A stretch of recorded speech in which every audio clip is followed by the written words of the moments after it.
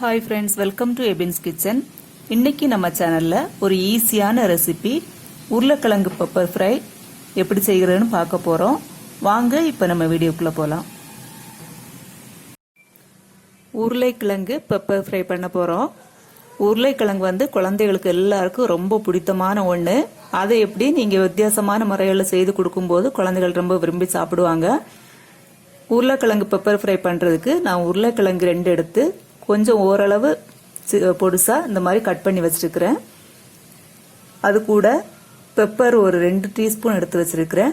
ஜீரகம் 1/2 டீஸ்பூன், சோம்பு 1/2 டீஸ்பூன்.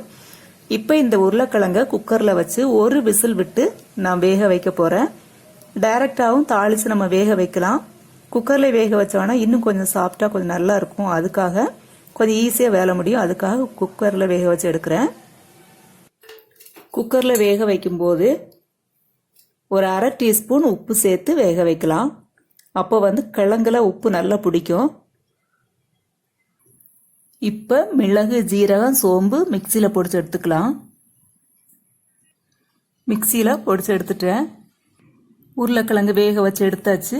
இப்ப நம்ம பேன் அடுப்புல வச்சு தாளிக்கலாம். பேன் அடுப்புல வச்சாச்சு. தாளிக்கிறதுக்காக 2 டீஸ்பூன் அளவுக்கு எண்ணெய் ஊற்றி இருக்கிறேன். எண்ணெய் காஞ்சிருச்சு. கடுகு போட்டுக்கலாம். உளுந்தம்பருப்பு 1/2 டீஸ்பூன் அளவுக்கு போட்டிருக்கிறேன். கடுகு உளுந்தம்பருப்பு பொரிஞ்சிருச்சு. கறிவேப்பிலை போட்டுக்கலாம். இது கூட நம்ம வேக வச்சு வச்சிருக்கிற உருளைக்கிழங்கு ஆட் பண்ணிக்கலாம். உப்பு ஒரு 1/4 டீஸ்பூன் அளவுக்கு சேர்த்துருக்கிறேன். ஏற்கனவே வேக வைக்கும் போது ஒரு 1/4 டீஸ்பூன் அளவு சேர்த்திருந்தேன். கொஞ்சம் மிக்ஸ் பண்ணி விட்டுக்கலாம்.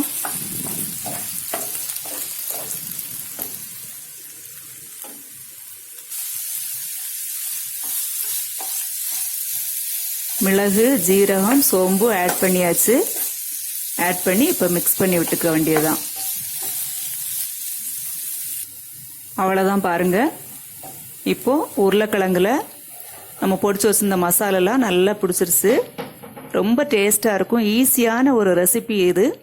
பொரியல் வெரைட்டியாவும் நம்ம வச்சுக்கலாம்.